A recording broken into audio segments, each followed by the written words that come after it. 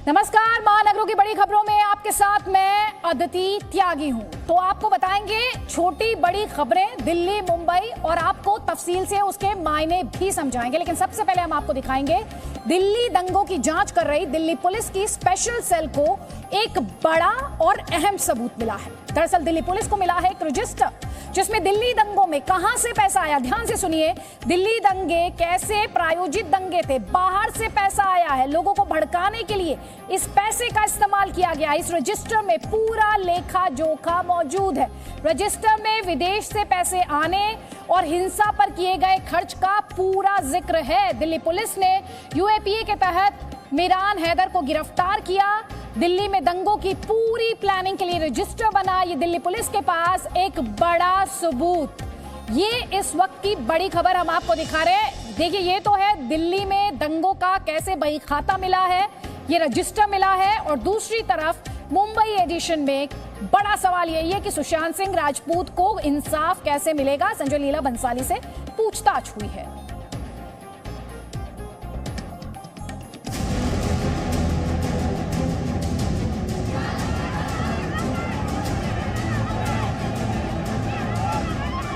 दिल्ली में दंगा फैलाने वालों की कुंडली निकालने में जुटी पुलिस को अब दंगों का बही खाता भी मिला है। दिल्ली पुलिस की स्पेशल सेल को एक ऐसा रजिस्टर मिला है जिसमें दंगे में इस्तेमाल रकम का पूरा हिसाब मौजूद है। रजिस्टर में दंगे के लिए ओमान से पैसे आने के सबूत हैं। दिल्ली में दंगे के लिए ब्रिटेन से भी लाखों रुपए भेजे गए। दिल्ली में दंगे के लिए कई लोगों को पैसे दिए गए। दिल्ली में दंगों की जांच कर रही पुलिस की स्पेशल सेल ने जामिया कोऑर्डिनेशन कमेटी के सदस्य मिरान हैदर को गिरफ्तार किया था। मिरान हैदर की गिरफ्तारी यूएपीए कानून के तहत हुई थी।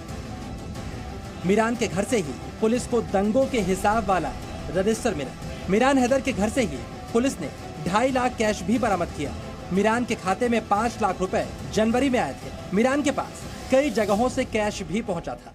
रजिस्टर में दंगे की रकम का इस्तेमाल कैसे हुआ, इसका पूरा बही खाता है। अब हैंडराइटिंग की जांच के लिए इसे एफएसएल लैब में भेजा गया है। दिल्ली दंगों में फंडिंग के मामले में दिल्ली पुलिस स्पेशल सेल की जांच में बड़ा खुलासा हुआ है। खुलासा इस बात को लेकर है कि दिल्ली में दंगे होने से पहले दंगों का एक रजिस्टर तैयार किया गया था। ये वो रजिस्टर था जिसमें ये सब लिखा जाता था कि आखिरकार पैसा कहां से आया है, पैसा किसको जाना है, पैसा किसको दिया गया है, ये सब उसमें लिखा जाता था। और इस पूरे बही खाते को मेंटेन करने वाला जो शख्स था उसका नाम है जामिया कोऑर्डिनेशन कमेटी का मेंबर मिरान हैदर, जिसको दिल्ली पुलिस स्पेशल सेल ने यूएपीए के तहत गिरफ्तार किया था। अब तक की जांच में मालूम चला है कि संसद में नागरिकता संशोधन बिल के आने के साथ ही दंगे की प्लानिंग भी शुरू हो गई थी। 13 से 15 दिसंबर को जामिया इलाके में हिंसा हुई। इसके बाद जामिया कोऑर्डिनेशन कमेटी बनी। इसी कमेटी को पीएफआई समेत कई जगहों से फंडिंग की गई। जामिया हिंसा के बाद यूनिवर्सिटी ने साफ कर दिया था कि जामिया के नाम पर बनी कोऑर्डिनेशन कमेटी का यूनिवर्सिटी से कोई लेना देना नहीं है। अब ये साफ हो चुका है कि इसी कमेटी के जरिए दिल्ली में नागरिकता संशोधन कानून के खिलाफ प्रदर्शन हुए और हिंसा करवाई गई। दिल्ली से नीरज गौड़ के साथ ब्यूरो रिपोर्ट, जी मीडिया। आगे बढ़ेंगे। आपको कोरोना पर दिल्ली और देश के हिसाब से अब एक अच्छी खबर, गुड न्यूज हम देते हैं। जी हाँ, हम आपको ये बता रहे हैं कि कैसे दिल्ली में 99,444 कोरोना मरीज हैं, लेकिन इनमें अब तक, ये इंपॉर्टेंट है, क्यों हम आपसे कह रहे हैं गुड न्यूज है, क्योंकि 71,339 मरीज जो हैं वो ठीक हो चुके हैं। दिल्ली में इस वक्त 25,038 एक्टिव केसेस हैं। जी हाँ, 25,038। देश में हर दिन 60% लोग ठीक हो रहे हैं। अब यहां पर जरूरी हो जाता है, ये तो रहा रिकवरी रेट, अब जरूरी हो जाता है कि देश में संक्रमित होने की दर कितनी है। तो 13.42% देश में संक्रमित होने की दर है। अब दूसरे देशों की तुलना में हमारे यहां आबादी के हिसाब से मौत के आंकड़े की बात करें तो उस तुलना में ये मौत का आंकड़ा कम है, जबकि कोरोना संक्रमण के हर दिन 1 से 2 लाख टेस्ट किए जा रहे हैं। पहले ये कहा जा रहा था कि हिंदुस्तान टेस्ट ही नहीं कर रहा है, इसलिए केसेस जो है पॉजिटिव जो है उनका नंबर ज्यादा नहीं आ रहा है, लेकिन अब तो हिंदुस्तान हर दिन 1 से 2 लाख टेस्ट कर रहा है। 2-3 ट्रेंड्स हैं जो बड़े क्लियरली निकल के आ रहे हैं, जो ये हमें दिखा रहे हैं कि पीक पार कर चुके हैं। जब हम शुरू हुए थे 2 महीने पहले, 2.5 महीने पहले, 3 महीने पहले, तो रिकवरी रेट था 30%, फिर 40%, 50%, अब 70s में हो गया है। हमने अपने हॉस्पिटल में स्टडी करी है, उसमें साकेत में हमने देखा 79% रिकवरी रेट है।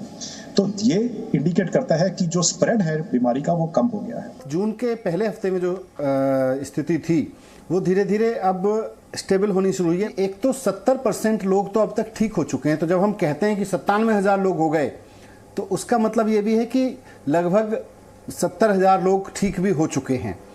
तो ये एक बड़ी चीज है कि कोरोना से लोग ठीक हो जा रहे हैं, बहुत आराम से ठीक हो जा रहे हैं। इस कोरोना को, कोविड-19 को काउंटर करने के लिए योगा की बहुत जरूरत है, जो इम्यूनिटी बूस्ट करता है और हमारी रेस्पिरेटरी सिस्टम भी ठीक करता है। इन दोनों के लेकर योगा पूरे वर्ल्ड में 5 साल लोग योगा कर रहे थे। उसका फायदा इस कोरोना वायरस में हमें मिला है, और यदि नहीं होता तो क्या हमारी हालत हो जाती। दिल्ली के मुख्यमंत्री अरविंद केजरीवाल ने भी ये कहा है कि दिल्ली वालों को घबराने की जरूरत नहीं है, हालात में सुधार हो रहा है। अस्पतालों से ज्यादा मरीज ठीक होकर घर लौट रहे हैं। दिल्ली में कोरोना की स्थिति में और अधिक सुधार हुआ है। जैसे जून के महीने में जब हम टेस्ट किया करते थे, 100 लोगों के टेस्ट करते थे, तो उसमें से 35 लोग कोरोना के मरीज निकल के आते थे। अब दिल्ली में हम 100 लोगों के टेस्ट करते हैं तो वो केवल उसमें 11 लोग ही मरीज निकल के आते हैं। तो एक तरह से इसको पॉजिटिविटी रेशो कहते हैं, इस तरह से इसमें सुधार हुआ। और इसी पर ज्यादा डिटेल में बात करने के लिए आपको लेकर चलते हैं मेरी सहयोगी पूजा मक्कड़ के पास। पूजा, हम आंकड़ों के जरिए बता रहे हैं, रिकवरी रेट की बात की जाए, संक्रमण दर की बात की जाए, दिल्ली के सीएम खुद ये कह रहे हैं कि हालात सुधर रहे हैं, दिल्ली के डिप्टी सीएम भी ये कह रहे हैं। आप ग्राउंड पर हैं, आप ग्राउंड पर रियलिटी देख रहे हैं, इस वक्त हालात कैसे हैं? देखिए, 2 चीज़ें हैं अदिति, इसमें कोई दो राय नहीं है कि वाकई हालात सुधर रहे हैं, क्योंकि अब लैब्स की संख्या बढ़ चुकी है। जब कोरोना भारत में आया था तो 1 लैब थी, इस वक्त लैब्स की संख्या हज़ारों में पहुंच चुकी है। इसीलिए रोजाना 1 से 2 लाख टेस्ट हो रहे हैं। तो जितनी जल्दी और जितनी तेज़ी में टेस्ट होते हैं, उतनी तेज़ी में मरीज को पकड़ के ठीक करना, रिकवर करना और कंटेन करना, ये सब मुमकिन हो पा रहा है। लेकिन अभी भी जो चुनौती बनी हुई है, वो चुनौती ये है कि जो मरीज गंभीर हालत में है, उनके लिए वेंटिलेटर और आईसीयू बेड्स को तेजी से बढ़ाने की चुनौती है। और इस वक्त चाहे दिल्ली सरकार हो, चाहे केंद्र सरकार हो, वो इसी स्ट्रैटेजी पर काम कर रही है कि तेजी से ऐसे बेड्स बढ़ाए जाएं ताकि जो मरीज गंभीर हालत में है उसको मरने से बचाया जा सके। और उसी का नतीजा हम देख रहे हैं कि धीरे धीरे जो मौतों का ग्राफ है वो कम हो रहा है। दिल्ली की बात अगर करें तो 25,000 मरीज अगर आज की तारीख में है, तो उसमें से केवल 10,000 मरीज ऐसे हैं जो हॉस्पिटल्स में हैं। बाकी मरीज 15,000 के करीब मरीज घर में अपना इलाज कर रहे हैं। तो ये एक अच्छी बात है। और पीक की जहां तक बात की जाए तो सब लोग ये जानना चाहते हैं कि भाई कब हम पीक अटेन कर लेंगे और फिर धीरे धीरे ग्राफ नीचे आएगा कोरोना का। उसको लेकर अभी भी मतभेद है। कुछ लोग मानते हैं कि दिल्ली में पीक आकर गुजर गया है, लेकिन कुछ लोगों का ये मानना है कि जुलाई और अगस्त बहुत मुश्किल रहने वाला है और जुलाई और अगस्त में ही दिल्ली समेत देश के ज्यादातर उन महानगरों में पीक आएगा जहां मामले ज्यादा बढ़ रहे हैं, चाहे वो मुंबई हो, चाहे दिल्ली हो या फिर चाहे चेन्नई हो, जहां इस वक्त सबसे ज्यादा मामले हैं। तो अगले इन 2 महीनों के लिए जो भी लोग इन शहरों में रहते हैं उनको ज्यादा एहतियात बरतने की जरूरत है। शुक्रिया पूजा इस लेटेस्ट इन्फॉर्मेशन के लिए। तो एक बात आप समझ लीजिए, आप कहीं भी रहें, आपको एहतियात बरतना है, सावधानी बरतनी है, क्योंकि सावधानी में ही बचाव है। आगे बढ़ेंगे। आज से सावन महीने की शुरुआत हो गई है। सावन में सोमवार का खास महत्व होता है और संयोग ये है कि इस बार सावन का पहला दिन आया ही सोमवार को है। ऐसे में भक्तों में किस तरह का उत्साह देखने को मिला, आप तस्वीरों में देख रहे हैं। भोले के भक्त आज व्रत रखते हैं, सुबह से ही भक्ति में लीन हो जाते हैं। हालांकि कोरोना काल है, इसे देखते हुए इस बार मंदिरों में भक्तों की भीड़ नहीं लगने दी जा रही है।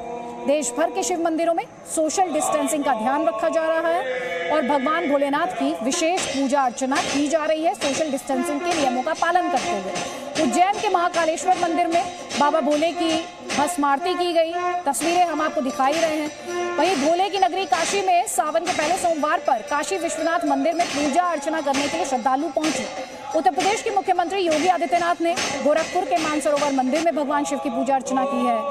अमरनाथ की पवित्र गुफा में विशेष आरती का आयोजन किया गया। सुबह बाबा बर्फानी की पूजा अर्चना की गई। सेना के कई जवान इस दौरान वहां पर मौजूद रहे और बाबा की भक्ति में लीन दिखाई दिए।